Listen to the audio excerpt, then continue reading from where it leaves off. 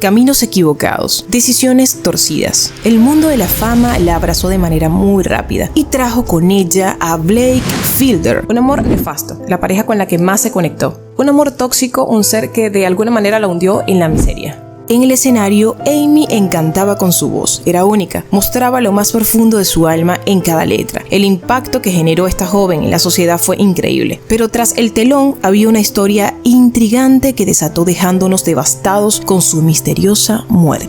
Adentrémonos un poco más en su vida. Mi nombre es Edilma y esto es Épicas Historias. 14 de septiembre de 1983, nacida al norte de Londres, Southgate, cerquita de su abuela. Su nombre era Amy Jade Winehouse, nacida de una familia judía. Como todo niño, esta pequeña vivió una vida normal. Iba al colegio, le gustaba compartir y no le gustaba meterse en problemas, por ahora. Sus padres son Mitch Winehouse, un hombre que trabajó durante muchos años de su vida como un taxista, y su madre Janice Seaton, y trabajaba en una farmacia. También tenía un hermano llamado Alex. Otra persona importante en la vida de Amy era su abuela Cynthia. Ella amaba cantar. Fue quien le sugirió a sus padres que la metieran en una escuela de teatro donde pudiera explotar su talento artístico. Y aquí comenzó toda su pasión por la música. De pequeña, Amy creyó que todo el mundo sabía cantar y que de grande sería camarera con patines porque le llamaba mucho la atención, o también ser ama de casa. Pero obviamente todo terminó en su pasión por el canto.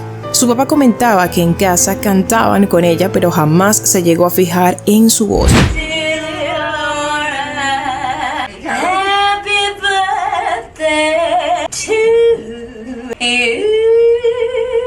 Le encantaban los musicales que escuchaba su padre y una que otra música que le gustaba a su hermano. Pero cuando ella escuchó el jazz por primera vez, la dejó encantada, enganchada. E incluso escuchaba artistas como Frank Sinatra, entre otros. Más o menos para los 9 años pasó algo que le cambiaría la vida. Sus padres se separaron porque al parecer su papá estaba teniendo un romance, un amorío con una compañera de trabajo. Y fue tan fuerte lo que ocurrió que intentó quitarse la vida tomando un frasco de pastillas que tenía su mamá para dormir. Gracias a Dios no le pasó nada y se quedó viviendo con su mamá y viendo a su papá solo los fines de semana. Hablemos de su pasión. Como les dije anteriormente, su abuela amaba la música, ya que ella cantaba y era novia para ese entonces de un saxofonista muy reconocido en el jazz. Insistiendo a sus padres para que Amy explorara su lado artístico, decidieron ya por fin inscribirla en una escuela de teatro llamada Susie Earn Show, asistiendo de manera sabatina durante 4 años, desarrollando su voz y habilidades de baile. Y en ese mismo periodo creó una banda para así desarrollar más su pasión.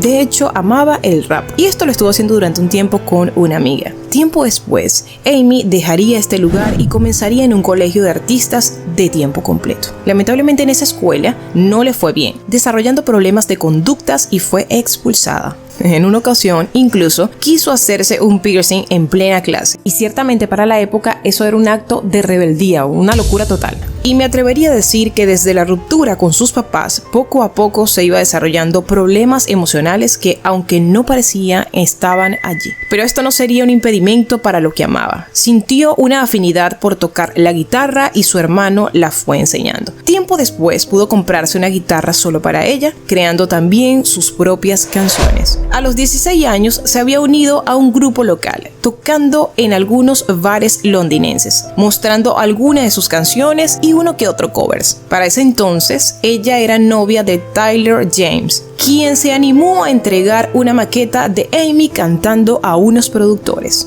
Entre el 2002 y 2005 estuvo tocando puertas, pero realmente no tenía una idea clara. Pasando por diferentes personas, fue así como llegó su primer disco de Frank, y lo llamó así por Frank Sinatra. Su álbum debut salió a la venta el 20 de octubre de 2003. Apenas un mes después de que Amy cumpliera 20 años, era el inicio de una de las carreras más cortas y fructíferas de la música del último milenio, siendo nominada a los premios de Mercury Music Awards y los Brit Awards, siendo estos dos premios importantes en el mundo de la música. Al año siguiente le llegó su primera consagración porque fue entonces cuando ganó los premios Ivor Novello a la mejor canción contemporánea. Y amigos, hasta aquí todo seguía marchando viento en popa, tomando un vuelo que hasta entonces no había tenido. Y cabe destacar que esta fama era más en Londres que en Estados Unidos, pero eso se estaba cocinando. Obviamente ya estaba generando un buen dinerillo y compró una casa en Camden Town, su zona favorita de la ciudad, y ya se había separado de Tyler para así tener una relación estable con George Roberts. Su carrera iba creciendo cada vez más, pero una noche pasó algo que ella no se esperaba.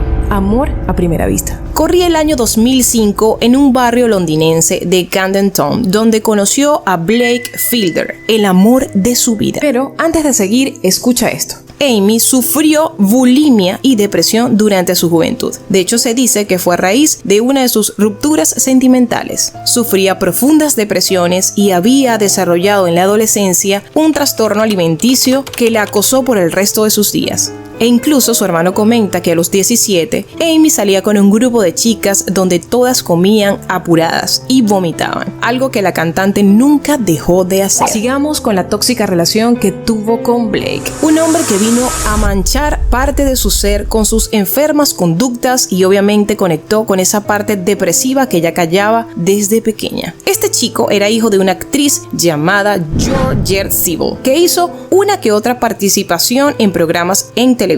¿Qué tan mal es Blake?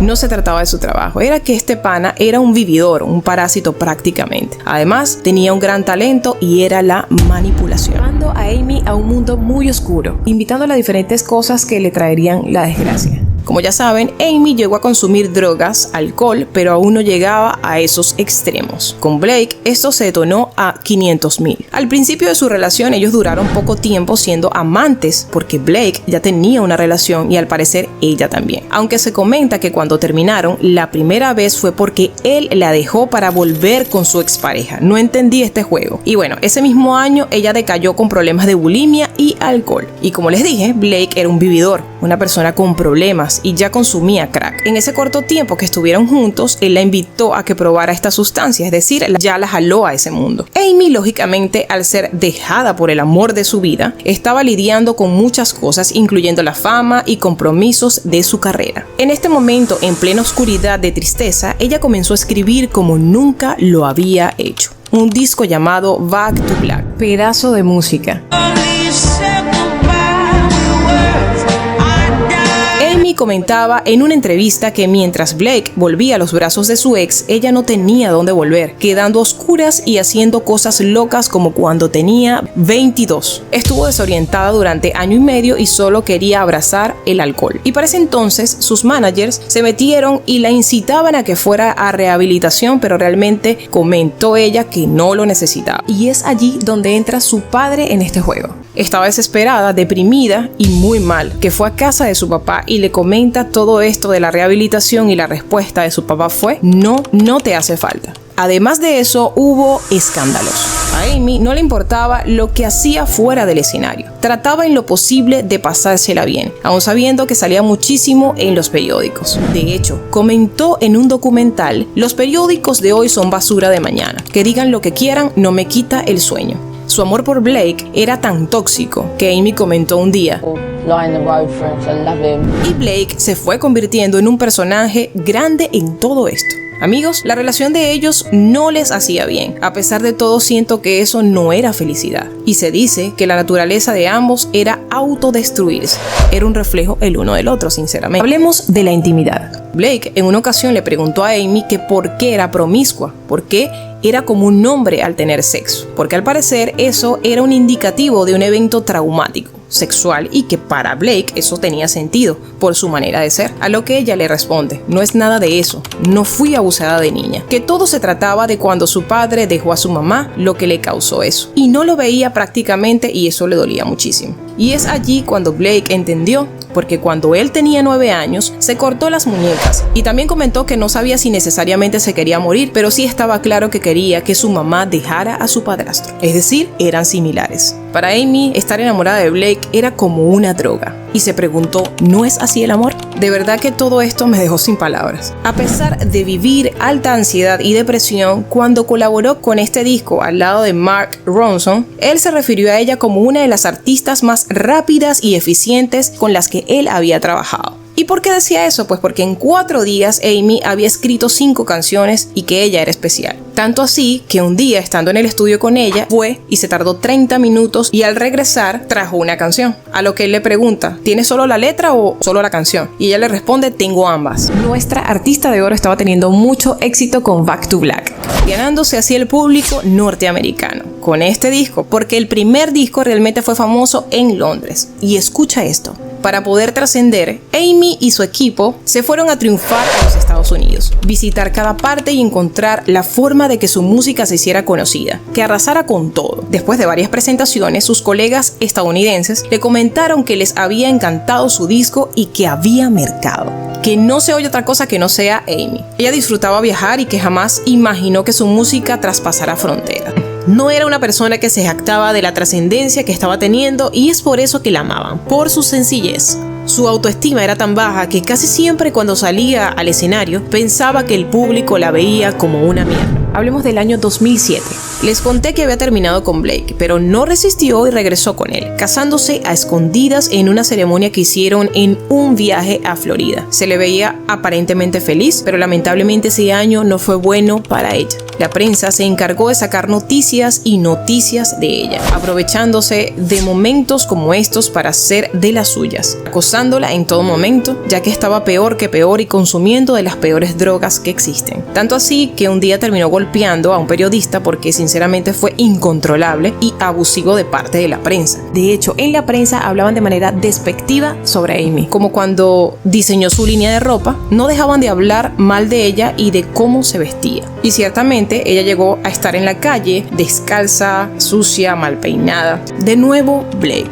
La prensa definitivamente no tiene piedad. Un día fotografiaron a Amy con Blake y ambos lucían con marcas rojas, rasguños en su cuerpo y su cara. Tenía todo el maquillaje regado, diciendo incluso que el esposo no tenía nada que ver porque realmente eso se lo hizo ella misma. Un día incluso agarró un vidrio y se escribió en la barriga I love Blake. Es que te quedas sorprendido con esto. En otra ocasión, la cantante enfrentó diciendo que si su esposo decía algo que a ella no le gustaba, ella lo agredía físicamente. Y amigos, esto es muy fuerte. A mí me da de todo esta relación entre ellos. Después de unos meses de estar casados, esta pareja se internó en una clínica de rehabilitación en Inglaterra, saliendo a los pocos días y cayendo de nuevo en el oscuro vicio. Y ciertamente en esta rehabilitación la idea era empezar de cero y buscar la forma de cortar con todo lo que te hace regresar a eso que te consume, pero de alguna manera ambos eran la debilidad del otro y no terminó bien, abandonando así esta idea que parecía que traería beneficios, pero no fue así. Todo fue un espejismo. Y quiero decir que así como Blake era una persona con debilidades y oscuridad, Amy también lo era. Ella atrajo esa energía. Eso de alguna manera lo llevaba por dentro. Heridas de infancia, dolor y desencadenó como resultado un amor tóxico. Blake preso.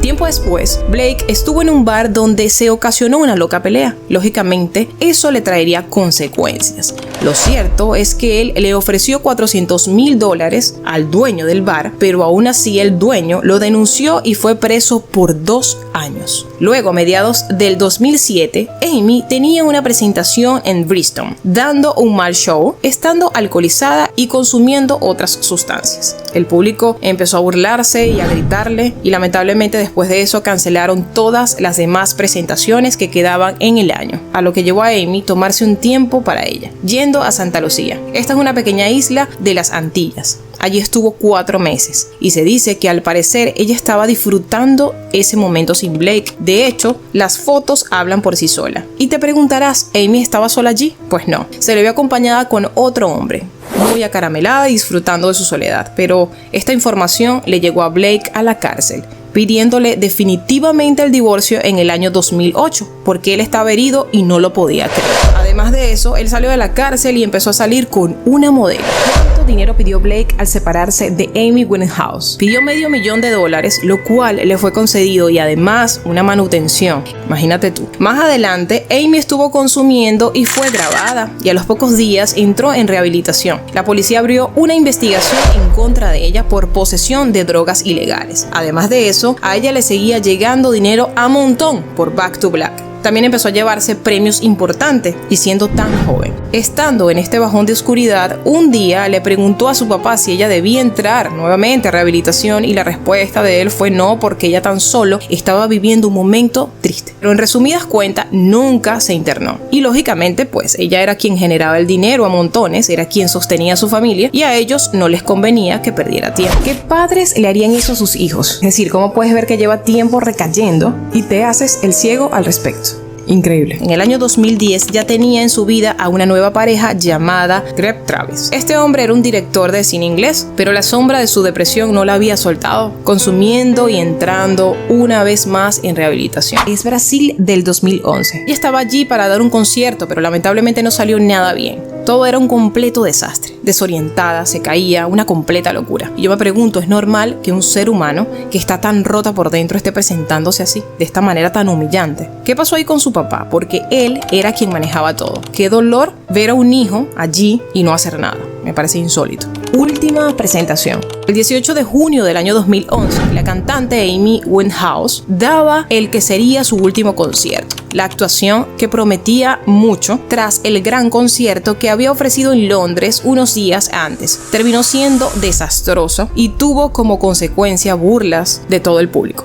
El estado en el que se encontraba Amy aquel día era deplorable. Luego, ese show, si le podemos llamar así, fue suspendido y también se suspendió un tour europeo que se estaba haciendo para ese año, ya que necesitaba enfocarse en su recuperación para poder volver a los escenarios y brillar. Pero lamentablemente, Amy un mes después muere, el 23 de julio del 2011, en Camden Town, Londres, Reino Unido, con tan solo 27 años, y se comenta que su muerte fue por intoxicación etílica. Murió ahogada en el alcohol. También se cuenta que al costado de su cama habían 3 botellas de vodka vacías y su nivel de alcohol en sangre era más de 400%. No tenía nada de drogas en su cuerpo. Según su padre, ella tenía tiempo sin beber ni consumir, pero ese día decidió hacerlo. Y bueno, ¿qué les puedo decir? Es así como la vida de esta talentosa artista llega a su fin y tan joven. Como siempre, la prensa comentaba que habían algunas personas que culpaban a Blake, a su papá, y yo pienso que sí, todos ellos formaron parte de este lamentable final.